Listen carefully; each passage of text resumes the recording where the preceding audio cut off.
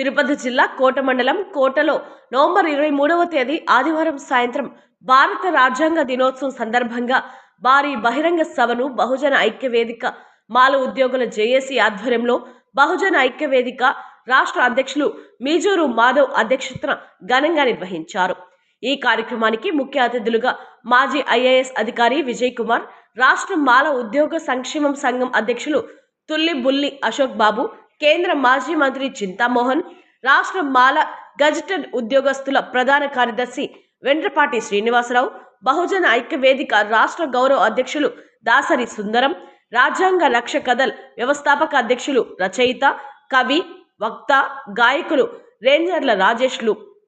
ఈ సందర్భంగా విజయ్ కుమార్, రేంజర్ల రాజేష్ మాట్లాడుతూ కోట చరిత్రకు బీటలు వారేలా ఈ భారత రాజ్యాంగ దినోత్సవ భారీ బహిరంగ సభ జరగడం గర్వకారణమన్నారు. భారత రాజ్యాంగంలో రూపొందించిన ప్రజలకు రాజ్యాంగంలోని ప్రాథమిక హక్కులు, బాధ్యతలు, న్యాయం, స్వేచ్ఛ, సమానత్వం మరియు సౌభ్రాతృత్వం వంటి విషయాల గురించి క్లుప్తంగా బహుజనులకు వివరించారు. బహుజనులంతా భారత రాజ్యాంగం ద్వారా అంబేద్కర్ ఇచ్చిన హక్కులను బహుజనులకు అర్థమయ్యే రీతిలో వివరించాల్సిన బాధ్యత మాలలు అందరిపై ఉందన్నారు. ఈ కార్యక్రమంలో పలువురు బహుజన నాయకులు, వేలాదిక మాల సోదరులు పాల్గొన్నారు. మీజూరు మల్లికార్జునరావు గారు అనేక కార్యక్రమాలను చేసి, అదేవిధంగా ప్రతి ఒక్కరు కూడా నేనున్నానని చెప్పినటువంటి అన్నకి అనేక సేవా కార్యక్రమాలు చేస్తూ మన మీజూరు మల్లికార్జునరావు గారిని వేదిక మీదకి రావాల్సిందిగా కోరుతా ఉన్నాం. జై భీమ్ అన్న, ఒక్కసారి, ఎందుకంటే నిజంగా ఇది అతిశయోక్తి కాదు. కరోనా సమయంలో మనిషిని కూడా చూడటానికి రానప్పుడు అన్న సొంతంగా అంబులెన్సులు పెట్టి మనిషికి దహన సంస్కారాలు చేసినటువంటి గొప్ప సేవామూర్తి మల్లికార్జున గారిని వేదిక మీద మీ కరతాళ ధ్వనుల మధ్య ఆహ్వానిస్తా ఉన్నాం.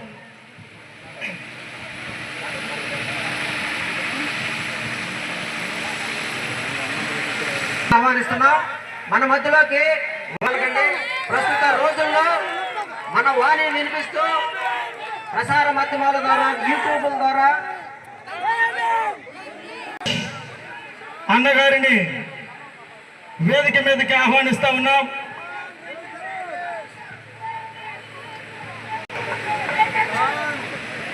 అన్న రాజేష్ అన్న గారికి ప్రత్యేకమైనటువంటి జైభీములు. మన రాష్ట్ర అధ్యక్షులు మీజూరు మాధవ్ గారు ఆహ్వానిస్తా ఉన్నారు అన్నని.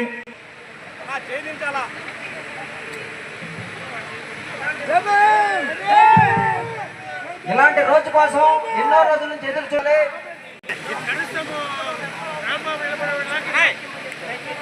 మాలల జేఏసీ లీగల్ అడ్వైజర్ అయినటువంటి బాలనారాయణ గారిని స్టేజీ మీదకి ఆహ్వానిస్తున్నాం. అదేవిధంగా శాంతరాజు గారిని స్టేజీ మీదకి ఆహ్వానిస్తున్నాం. Sir please.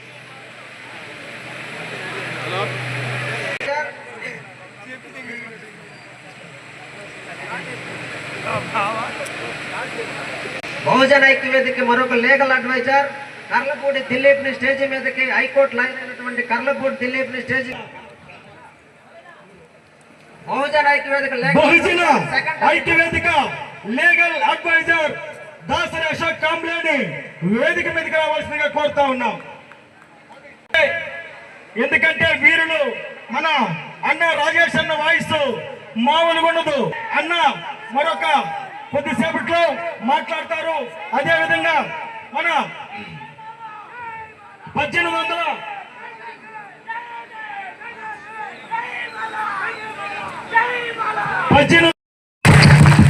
ఎందుకంటే ఏ కులం కానీ, ఏ రాజకీయ పార్టీ కానీ మాలల పక్షాన లేవు.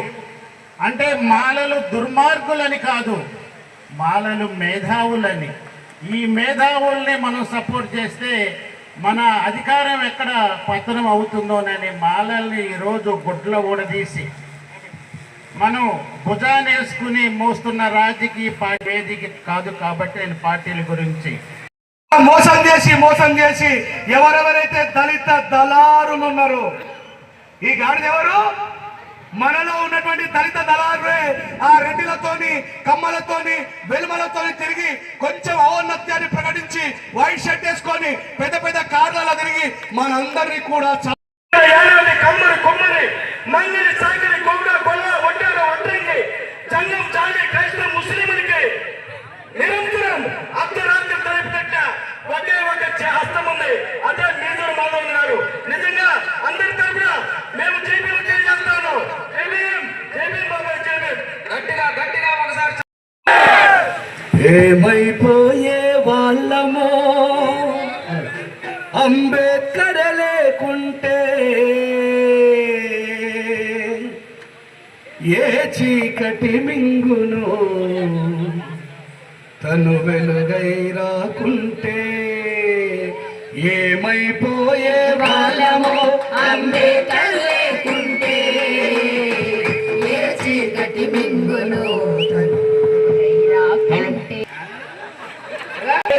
లేకుంటే ఏ చీకటి మింగును తను వెలుగై రాకుంటే, ఏమైపోయే వాళ్ళమో అంబేద్కర్ లేకుంటే, ఏ చీకటి వెలుగై రాకుంటే, ఏమైపోయే వాళ్ళమో అంబేద్కర్ లేకుంటే, ఏ చీకటి మింగును తను వెలుగై రాకుంటే, ఏమైపోయే వాళ్ళమో అంబేద్కర్ లేకుంటే, ఏ చీకటి మింగును తను వెలుగై కథ సకల జనం కరాల మన స్థితి గతులు మారగా కల్లడిల్లు కథ సకల జనం, బ్రతుకు అగ్రకుల విషకౌగిట పడి నలిగిపోవు కదా నేటి దినం.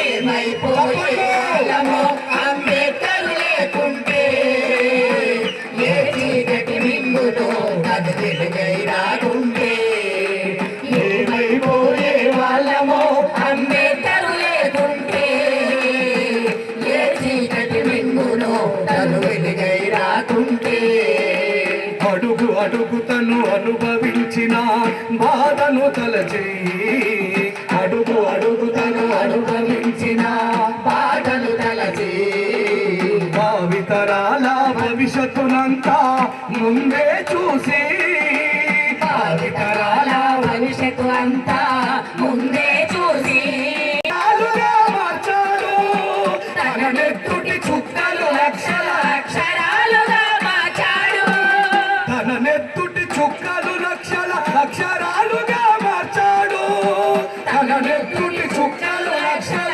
అక్షరాలుగా మార్చాడు, భారత జన నుదిటి రాతను అంబేద్కర్ మార్చాడు.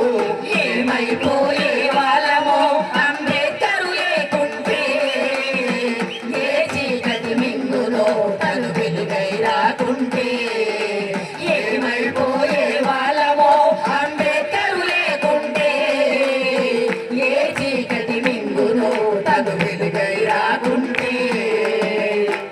చప్పట్లు కొట్టని వాళ్ళందరూ కూడా నా దృష్టిలో అట్లా చప్పట్లు కొట్టాలి, పాటకు లయబద్ధంగా చప్పట్లు కొట్టాలి.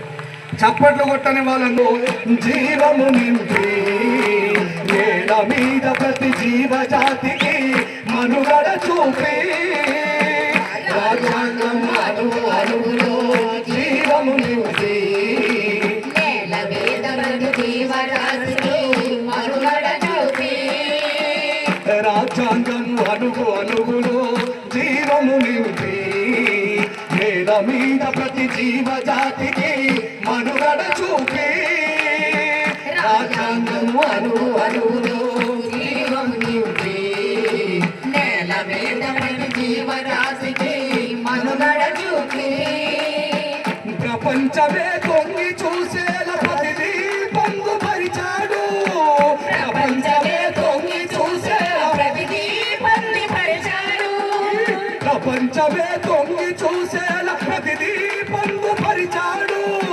ప్రపంచమే తొంగి చూసే ప్రతిదీ పొందుపరిచాడు, విశ్వములో ఉన్న జ్ఞానులకు విశ్వములో ఉన్న జ్ఞానులకు గురువులాగా నిలిచాడు. ఏమైపోయే వాళ్ళమో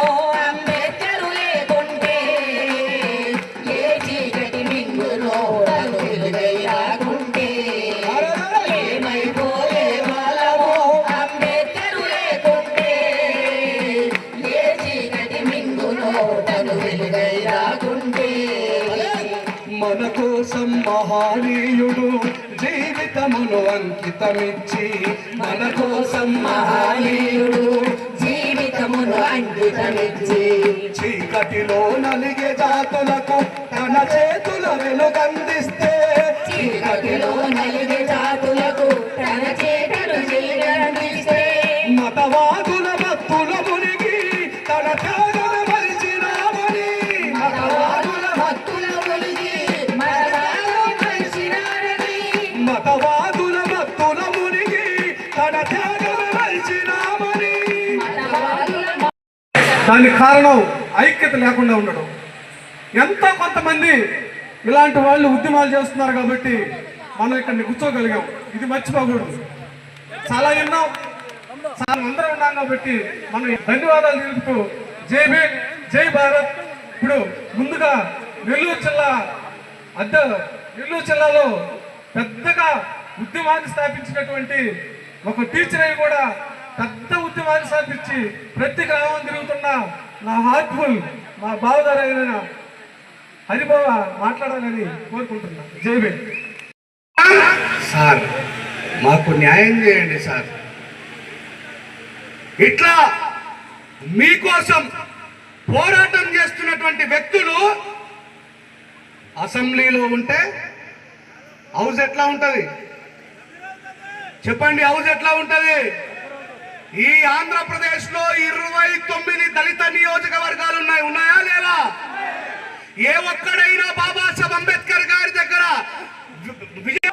ఈ దళితుల పైన దాడులు జరిగితే, మాదిగల్ని కొడితే, మాలల్ని కొడితే ఈ 29 మంది భిక్షగాళ్ళు బాబాసాహెబ్ అంబేద్కర్ భిక్షగాళ్ళు బాబాసాహెబ్ అంబేద్కర్ వల్ల అసెంబ్లీలో కూర్చున్న దుర్మార్గులు పిరికినా కొడుకులు ఎవరైనా మాట్లాడిందా?